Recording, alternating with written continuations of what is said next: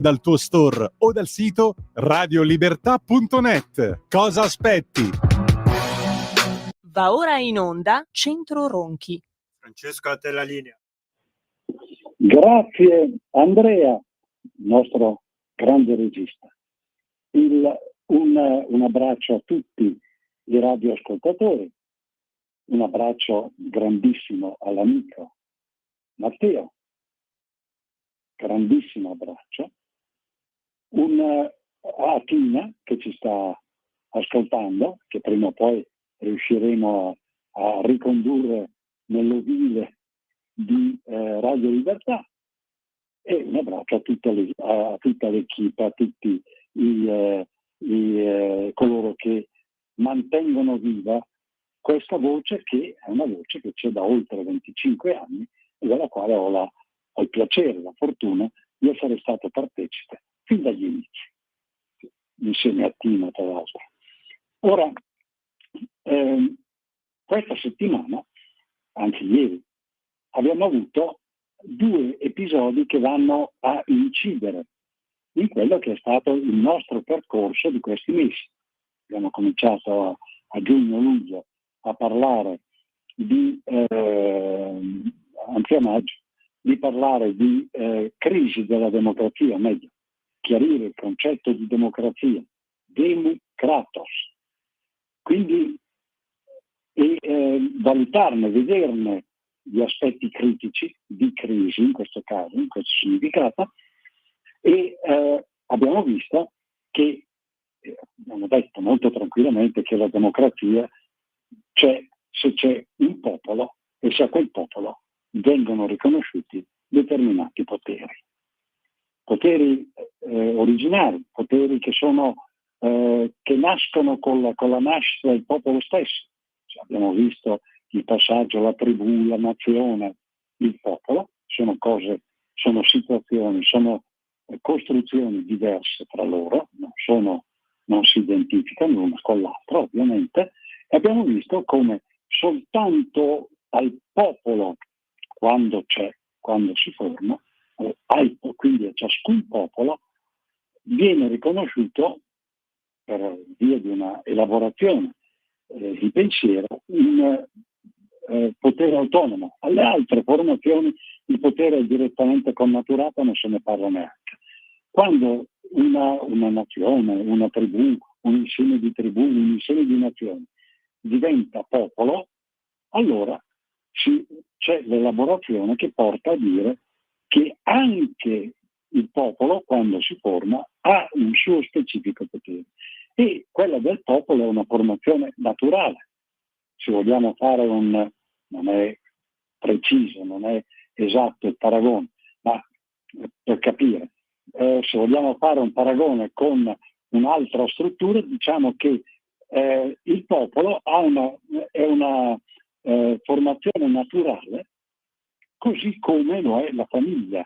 Cioè non bisogna andare a vedere com'è tecnicamente, categorizzare come si forma, come non si forma, no, si può studiare la cosa, ma è qualcosa che si forma naturalmente e naturalmente ha un suo potere. Quindi è una formazione che va al di là sostanzialmente del diritto, tant'è vero che addirittura il popolo si dà un suo diritto, si dà un suo ordinamento, secondo le modalità, le finalità per cui quel popolo si forma.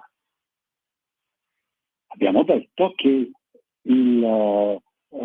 evocando domenica scorsa, sabato scorso, evocando la manifestazione di Pontida, abbiamo detto quando Massimo Rodriguez, poeta, pittore, scrittore, politico piemontese, nel periodo del Risorgimento, dice: fatta l'Italia geograficamente, facciamo gli italiani. Cosa voleva dire? Voleva dire che in Italia c'erano ancora, ci sono tuttora, una serie di popoli, formazioni naturali che ci sono e delle quali bisogna prendere atto, le quali dovevano in qualche modo diventare assumere una configurazione in qualche modo unitaria, che corrispondesse alla unità del territorio. La configurazione è avvenuta mediante un processo centralistico e i risultati non sono stati oggettivamente ottimali. Forse sarebbe stato più logico un processo diverso di tipo federalistico che avrebbe portato a una maggior coesione e a precisare quali erano le finalità del formarsi di questo popolo. Oggi una dottrina di questo tipo può essere utile per l'Europa. Anzi, credo sia l'unica applicabile all'Europa, che è un coacervo di popoli diversi che hanno finalità comuni. Quelle finalità devono costituire il senso di un'unità che consenta di mantenere autonomia, di mantenere indipendenza, di favorire lo sviluppo di ciascun popolo secondo i suoi costumi, le sue abitudini, la sua cultura, secondo quella che è dovrebbe essere il modo di intendere la grandissima civiltà europea. In questo quadro andiamo a valutare i fatti tenendo sempre d'occhio quindi il concetto di democrazia, potere del popolo, di Kratos. Andiamo a valutare i fatti di ieri. Andiamo a valutare 3 sono i fatti.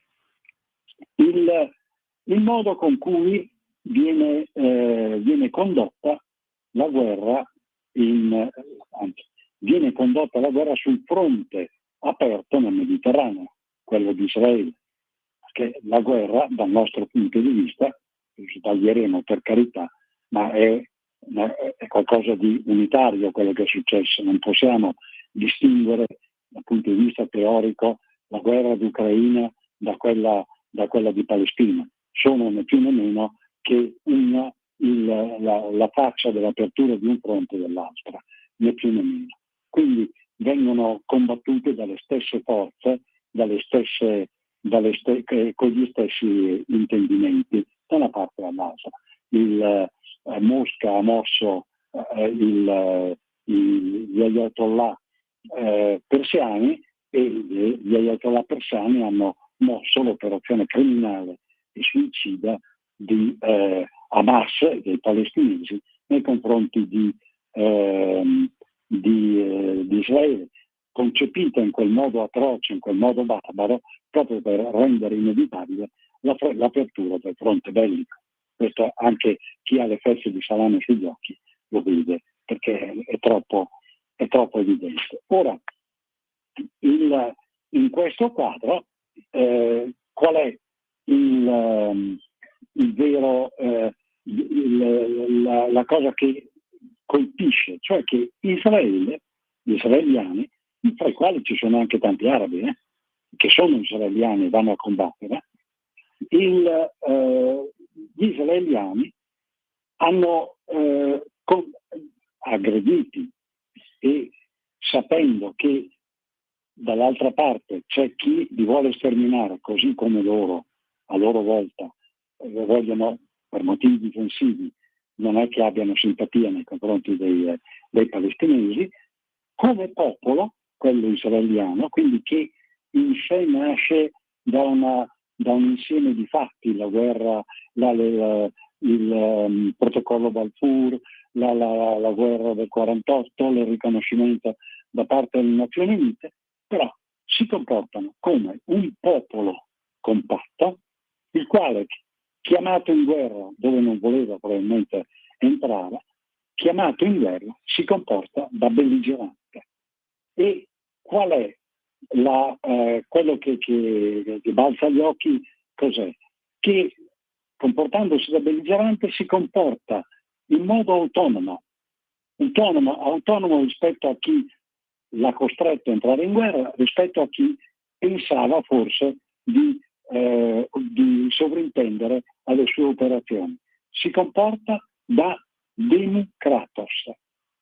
è un belligerante sostanzialmente autonomo, una mina vagante, se vogliamo fare un altro paragone. Si comportano come si comporta uno che è chiamato in guerra. Qual è il parametro, giusto o sbagliato che sia? Abbiamo parecchie perplessità a riguardo, per carità, però qual è il parametro che loro adottano in quella che vedono che è un'unica guerra? Il parametro è la distruzione dell'Ucraina. Bene, distruggono anche loro.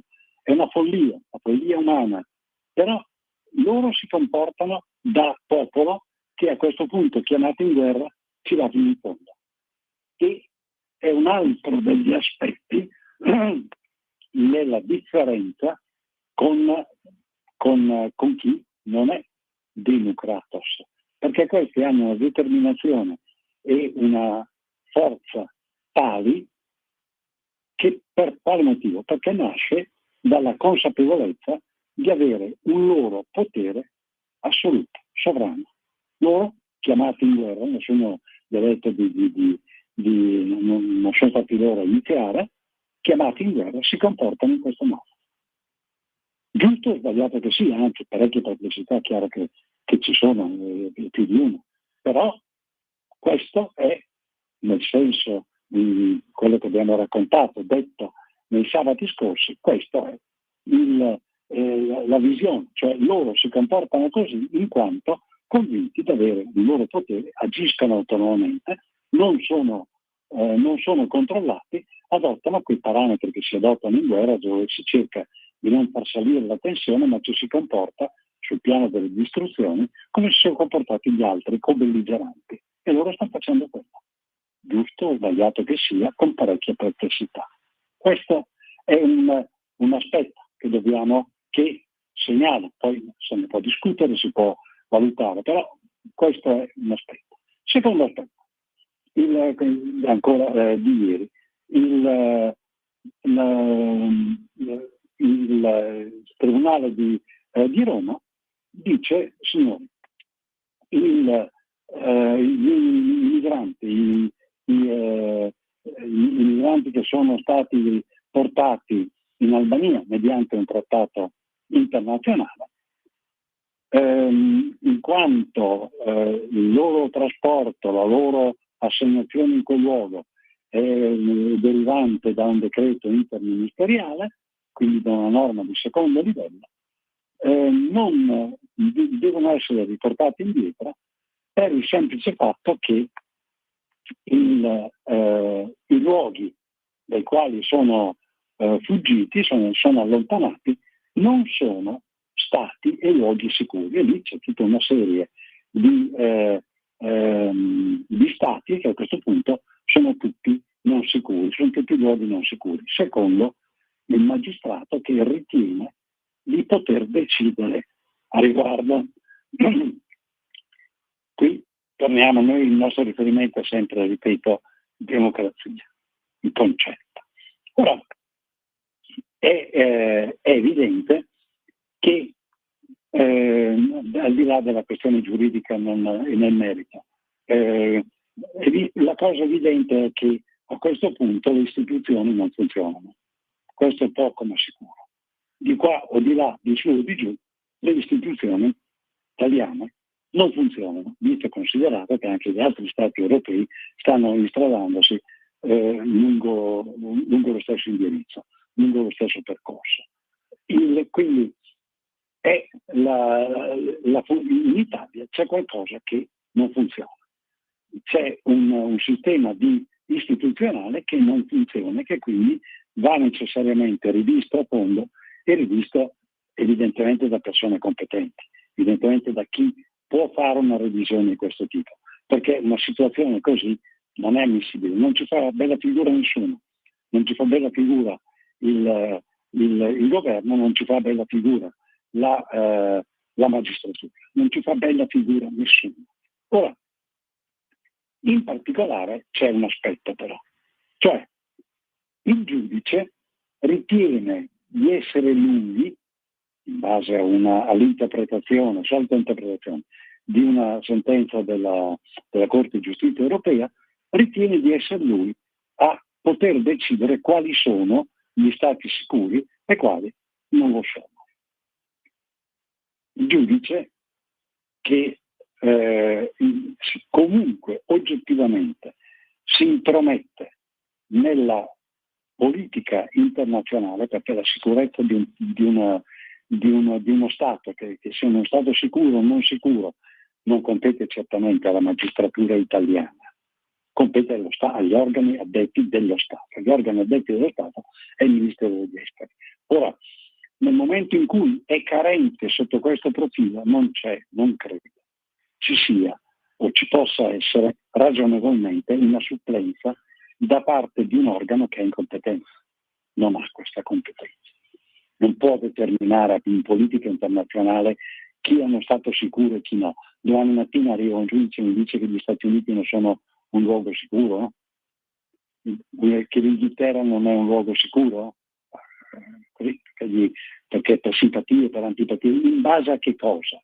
Perché quello che sostanzialmente manca è, rispetto alla decisione, è una documentazione, un'argomentazione, una documentazione a riguardo che quantomeno giustifichi una posizione di questo tipo. Giustificazione di questo tipo non c'è. Io dico che sulla base di notizie, sulla base di punti di vista, di informazioni che ho assunto io, giudice, quello non è un luogo sicuro. No, non può essere in questi termini. C'è di mezzo un trattato internazionale da qualche parte, almeno per rispetto verso lo Stato col quale il trattato è stato stipulato, ci deve essere una documentazione inoppugnabile per dire che l'Egitto non è uno Stato sicuro, l'Egitto con il quale abbiamo rapporti diplomatici, o che altri Stati non sono sicuri. Insomma, c'è a questo punto un qualcosa evidentemente che non funziona. E quando non funziona neanche il democratos. Non c'è.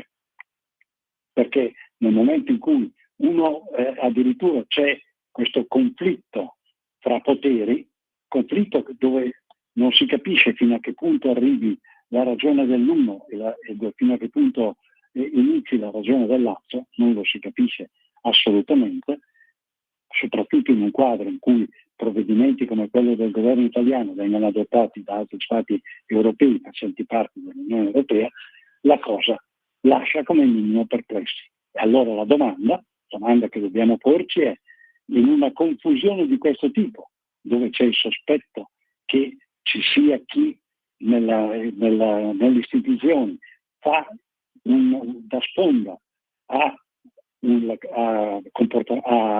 atteggiamenti legittimi di parte, in questo caso della sinistra, c'è da chiedersi quale effettivamente sia la possibilità che il democratos possa esprimersi. È un problema che abbiamo citato anche in relazione alla manifestazione, alla adunata sul Prato di Pontida, laddove si diceva, attenzione, non è solo una questione dei 6 anni che sono stati chiesti contro Matteo, ma la questione è un'altra, è una questione di democrazia, di democratos. Quindi è un problema che ormai attraversa il popolo italiani, attraversa la nostra società o le nostre società. E parliamo di Matteo, parliamo, terzo elemento, interessa la democrazia, il processo a cui è sottoposto in quel di Palermo. Ieri c'è stata la arringa difensiva da parte della professoressa Bongiorno. Giulia Bongiorno, persona peraltro che tanti anni fa ho conosciuto per motivi professionali proprio a Roma. Ora di grandissimo valore, di altissima competenza. Due sono gli elementi che posso valutare. Uno, c'era nell'ambito del processo, da quello che si è letto, dalle informazioni che si sono avute, pubblicate sui giornali, ho letto i giornali come li avete letti voi, un aspetto era certamente quello di poter attaccare la riga dell'accusa, con la quale sono stati chiesti 6 anni, poterla attaccare sotto un profilo più generale, cioè sotto il suo profilo ideologico, quindi un qualcosa che da discutere nel campo del concetto stesso di diritto in quanto insieme di regole ordinamentali che fanno capo a uno Stato. E ho notato che giustamente la professoressa Bongiorno ha evitato questo. L'ha evitato perché? Perché, suppongo io, provoco io, forse un esatto concetto di diritto, un esatto concetto di ordinamento, l'effettività di un diritto nello Stato italiano forse non c'è. Forse è rischioso andare a affrontare un dibattito che dottrinalmente sarebbe serissimo e fondamentale, perché prevalgono le opinioni ideologiche diverse e di parte. Quindi non si può andare a discutere sul terreno del diritto. È una mia ipotesi, è una mia osservazione, ma non credo di andare molto lontano dalla realtà. Secondo me, quindi, la professoressa Bongiorno è andata a attaccare i fatti, quindi solo e soltanto i fatti. Matteo è incriminato per un presunto sequestro di questa gente su questa nave, e perché si configuri il reato di sequestro servono gli elementi fondamentali costitutivi di ogni reato, non solo, ma anche gli elementi costitutivi di quella fattispecie di reato. Ho letto i resoconti giornalistici, quelli che ho letto io e li avete letti voi, della ringa difensiva della professoressa Bongiorno. Non oso nemmeno dubitare che in una ringa difensiva, in un processo di questo tipo,